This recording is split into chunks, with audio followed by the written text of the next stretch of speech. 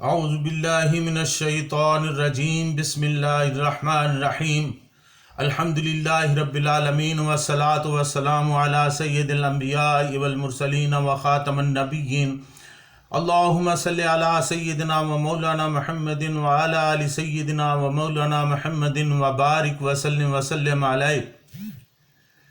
معزز ناظرین، السلام علیکم ورحمۃ اللہ وبرکاتہ۔ جاذب پبلیکیشنز میں خوش آمدید۔ میں محمد سعید جاذب آپ کی خدمت میں حاضر ہوں۔ تعلیم القرآن کا سلسلہ جاری ہے اور میں آپ کی خدمت میں سورہ بقرہ کی تفصیلات و تشریحات پیش کر رہا ہوں۔ آج کی نشست میں سورہ بقرہ کی آیت نمبر 124 شامل ہے۔ یہاں اللہ تعالیٰ کا ارشاد ہے وَإِذِ ابْتَلَىٰ إِبْرَاهِيمُ رَبُّهُ بِكَلِمَاتٍ فَأَتَمَّهُنَّ قال انی جاعلک للناس اماما قال ومن ذریتی قال لا ینال عہد الظالمین۔ اور یاد کرو جب ابراہیم علیہ السلام کو اس کے رب نے چند باتوں میں آزمایا اور وہ ان میں پورا اترا، تو اس نے کہا میں تجھے سب لوگوں کا پیشوا بنانے والا ہوں۔ ابراہیم علیہ السلام نے عرض کیا اور کیا میری اولاد سے بھی یہی وعدہ ہے؟ اللہ تعالیٰ نے جواب دیا میرا وعدہ ظالموں سے متعلق نہیں ہے۔ ناظرین، ابو الانبیاء حضرت ابراہیم علیہ السلام کے اس اسم گرامی سے عرب کا بچہ واقف تھا، اس لیے قرآن حکیم نے پہلی دفعہ ہی کسی تمہید و تعارف کے بغیر ان کا ذکر فرمایا۔ تورات میں آپ علیہ السلام کا نام ابرام اور ابراہم دونوں طرح آیا ہے۔ جدید ترین عصری تحقیقات کے مطابق آپ علیہ السلام کا سال پیدائش 2160 قبل مسیح ہے۔ تورات میں عمر شریف 175 سال درج ہے۔ آپ کا آبائی وطن بابل ہے، جسے آج کل عراق کہتے ہیں۔ جس شہر میں آپ علیہ السلام کی ولادت ہوئی اس کا نام تورات میں اور ہے۔ مدتوں یہ شہر نقشہ سے غائب رہا، اب از سر نو نمودار ہو گیا ہے۔ کھدائی کے کام کی داغ بیل 1894 عیسوی میں ہی پڑ گئی تھی۔ سن 1922 عیسوی میں برطانیہ اور امریکہ کے ماہرین اثریات کی ایک مشترکہ تحقیقاتی مہم عراق کو روانہ ہوئی اور کھدائی کا کام پورے 7 سال جاری رہا۔ رفتہ رفتہ پورا شہر نمودار ہو گیا۔ موجودہ محرف بائبل میں یعنی تحریف شدہ بائبل میں تاریخی غلطیوں کی کثرت سے اکتا کر بعض محققین نے 19ویں صدی کے آخر میں یہ کہنا شروع کر دیا تھا کہ ابراہیم نامی کوئی تاریخی شخصیت گزری ہی نہیں، بلکہ یہ محض ایک نوعی نام تھا یا ہر قبیلہ کے شیخ کا لقب تھا۔ لیکن اب پھر تحقیق کا رخ بدلا ہے اور 20ویں صدی کے آغاز میں ہی پھر یورپ کو آپ علیہ السلام کی تاریخی شخصیت کا پوری طرح قائل ہونا پڑا۔ ناظرین، حضرت ابراہیم علیہ السلام تاریخ عالم کی وہ ہستی ہیں جنہیں تمام ادیان کے پیروکار اپنا امام اور پیشوا مانتے ہیں۔ بالخصوص مسلمان، عیسائی اور یہود کے پیغمبروں کے وہ مور سے اعلیٰ ہیں، اسی لیے انہیں ابو الانبیاء بھی کہا جاتا ہے۔ انہیں یہ مقام انتہائی کٹھن امتحانات سے گزرنے اور پھر ان امتحانات میں کامیاب ہونے پر عطا ہوا۔ وہ ہر امتحان میں کامیاب و کامران رہے، سخت سے سخت موقع پر بھی کسی قسم کا ضعف نہیں دکھائی دیا۔ وہ امتحان جن سے حضرت ابراہیم علیہ السلام کو آزمایا گیا وہ چند ایک یہ تھے۔ پہلا، آتش نمرود۔ دوسرا، عرب کے بے آب و گیا ریگستان میں اپنی زوجہ اور اپنے ننھے بچے کو حکم الہی کے مطابق چھوڑ آنا۔ تیسرا، ذبح حضرت اسماعیل علیہ السلام۔ ان کٹھن امتحانات کے علاوہ تمام احکام شریعت پر کاربند رہنا، جس میں ناخنوں کے تراشنے، دانتوں کو مسواک سے صاف کرنے سے لے کر حج و زکوٰۃ کے جملہ مناسک داخل ہے۔ سنت الہی یہی ہے کہ وہ اپنے لیے اپنے بندوں کی محبت اور ایمان کو مختلف طریقوں سے آزماتا ہے، اور جو لوگ صبر و تحمل، ایمان و رضا سے ان آزمائشوں میں پورے اترتے ہیں، رب کائنات اپنی طرف سے انہیں خصوصی فضیلت اور انعامات سے نوازتا ہے۔ پارہ نمبر 2 سورہ البقرہ آیت نمبر 155 سے 157 تک میں ارشاد باری تعالیٰ ہے وَلَنَبْلُوَنَّكُمْ بِشَيْءٍ مِّنَ الْخَوْفِ وَالْجُوعِ وَنَقْصٍ مِّنَ الْأَمْوَالِ وَالْأَنفُسِ وَالثَّمَرَاتِ وَبَشِّرِ الصَّابِرِينَ الَّذِينَ إِذَا أَصَابَتْهُمْ مُصِيبَةٌ قَالُوا إِنَّا لِلَّهِ وَإِنَّا إِلَيْهِ رَاجِعُونَ أُولَٰئِكَ عَلَيْهِمْ صَلَوَاتٌ مِّن رَّبِّهِمْ وَرَحْمَةٌ وَأُولَٰئِكَ هُمُ الْمُهْتَدُونَ۔ اور ہم ضرور آزمائیں گے تمہیں کسی ایک چیز کے ساتھ، یعنی خوف اور بھوک اور مالوں اور جانوں اور پھلوں کے نقصان کے ذریعے سے، اور خوشخبری دیں گے ان لوگوں کو کہ جن کو جب کوئی مصیبت پہنچتی ہے تو وہ کہتے ہیں بے شک ہم صرف اللہ ہی کے ہیں اور یقیناً ہم اسی کی طرف لوٹنے والے ہیں۔ یہی وہ خوش قسمت ہیں، خوش نصیب ہیں جن پر ان کے رب کی طرف سے طرح طرح کی نوازشیں اور رحمت ہے، اور یہی وہ لوگ ہیں جو سیدھی راہ پر ثابت قدم رہتے ہیں۔ ان آیات کی تفصیل انشاءاللہ العزیز اس کے موقع پر بیان کروں گا۔ یہاں صرف یہ بتانا مقصود ہے کہ حضرت ابراہیم علیہ السلام نے وہ سارے امتحانات دیے جن کا اللہ تعالیٰ نے ان آیات میں ذکر کیا ہے۔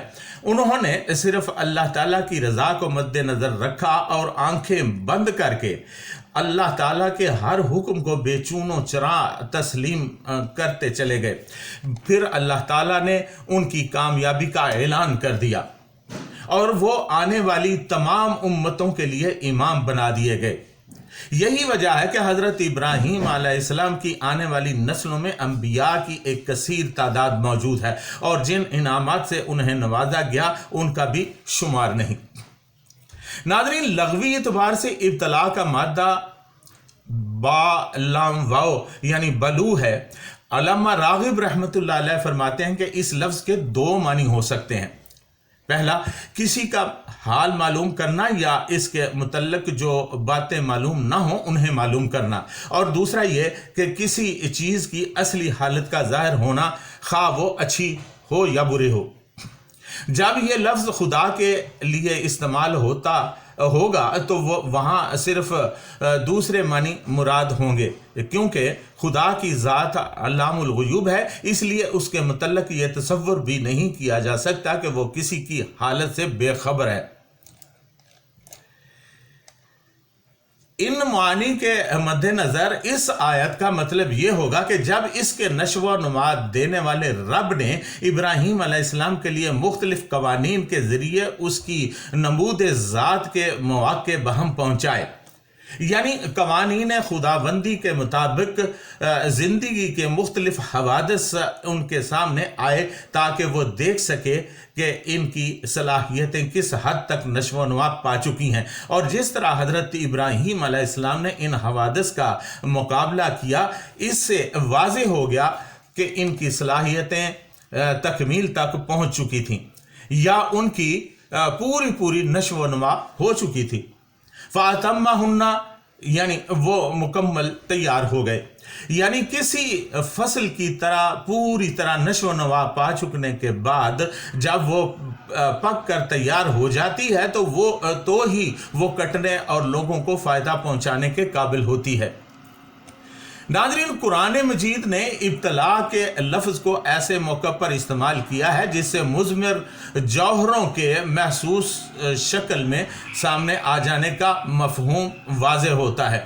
وہ کہتا ہے انسان کی پیدائش مرد اور عورت کے نطفہ کے امزاج سے ہوتی ہے۔ نطفہ ایسے باریک جرثوموں پر مشتمل ہوتا ہے جو خوردبین کے بغیر نظر بھی نہیں آ سکتے، لیکن انہی جرثوموں میں پورے کا پورا انسانی بچہ چھپا ہوتا ہے۔ چنانچہ پارہ نمبر 29 سورہ الدہر آیت نمبر 2 میں ارشاد باری تعالیٰ ہے، انا خلقنا الانسان من نطفۃ امشاج نبتلیہ فجعلناہ سمیعا بصیرا، ہم نے انسان کی پیدائش کی ابتدا ایک ملے جلے نطفہ سے کی اور ایسا انتظام کیا کہ رحم مادہ میں اس کے مضمر جوہروں کی نمود ہوتی جائے تاکہ تا وقت کہ وہ ایک سننے اور دیکھنے والا انسانی بچہ بن جائے۔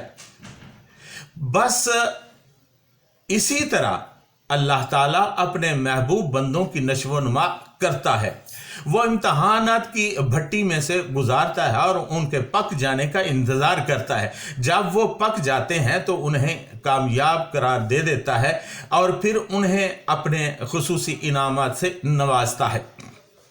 ناظرین، حضرت ابراہیم علیہ السلام وہ مبارک ہستی ہیں کہ جب اللہ تعالیٰ نے انہیں کامیاب قرار دے دیا تو امام الناس بنا دیا۔ قال انی جاعلک للناس اماما، میں تمہیں لوگوں کا امام بنانے والا ہوں۔ امام وہ ہوتا ہے جس کی افعال و اقوال میں اقتداء کی جائے۔ اس لحاظ سے تمام انبیاء علیہم السلام اپنی اپنی امت کے امام ہوتے ہیں۔ وجعلنا منہم ائمۃ یہدون بامرنا، ہم نے ان میں سے ایسے امام بنائے جو ہمارے حکم سے امت کی رہنمائی کرتے ہیں۔ حضرت ابراہیم علیہ السلام ملت حنیف کے بہت بڑے امام ہیں۔ یہ میں پہلے بھی عرض کر چکا ہوں کہ آپ علیہ السلام کا لقب ابو الانبیاء ہے۔ آپ بعد میں آنے والے انبیاء علیہم السلام کے باپ اور جد امجد ہیں۔ حضرت اسماعیل علیہ السلام کی نسل پاک میں سے ہونے کے ناطے آقائے دو جہاں صلی اللہ علیہ وسلم بھی اسی ملت حنیف میں سے ہیں۔ اس کا تذکرہ بھی انشاءاللہ العزیز آئندہ آیات میں آئے گا تو میں آپ کے سامنے تفصیلات پیش کر دوں گا۔ ناظرین، جب حضرت ابراہیم علیہ السلام نے اللہ تعالیٰ کی طرف سے امامت کا انعام پایا تو فوراً درخواست پیش کی، قال ومن ذریتی، اے اللہ کیا میری اولاد بھی اسی عہدہ جلیلہ پر فائز ہوگی؟ اللہ تعالیٰ نے فرمایا کہ یہ منصب امامت صرف اہل ایمان کے لیے ہے۔ قال لا ینال عہد الظالمین، فرمایا میرا یہ وعدہ ظالموں کو نہیں پہنچے گا، کیونکہ ظالم اس قابل نہیں ہوتا کہ اسے منصب امامت عطا کر دیا جائے۔ یہ تو اللہ تعالیٰ کے نیک بندوں کے حصے میں آتا ہے، اور یہاں پر حضرت ابراہیم علیہ السلام کو جو چیز عطا ہوئی وہ نبوت ہے۔ فقہا فرماتے ہیں کہ اگر کسی شخص نے آنکھ جھپکنے کے وقت کے برابر بھی کفر یا شرک کیا ہو تو وہ عہدہ نبوت کا مستحق نہیں ہو سکتا۔ اللہ تعالیٰ انبیاء علیہ السلام کو اس قدر پاک رکھتا ہے۔